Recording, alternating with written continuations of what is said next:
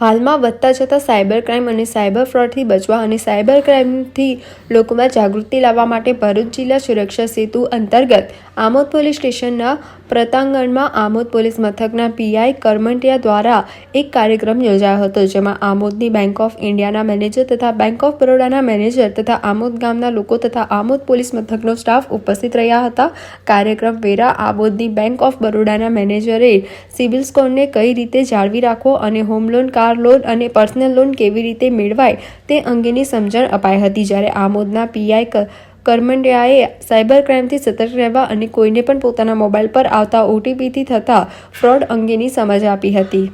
आज Amod police station में करमटिया साहब के निर्देश में हमने कार वितरण को कार इनको लेकर के माहिती आपी है, जिसमें bank of Baroda Amod, bank of India हमारा आमोद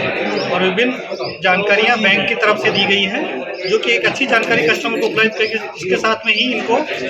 ओटीपी न शेयर करना और इसके अलावा बीमा योजनाओं पर भी चर्चा की गई।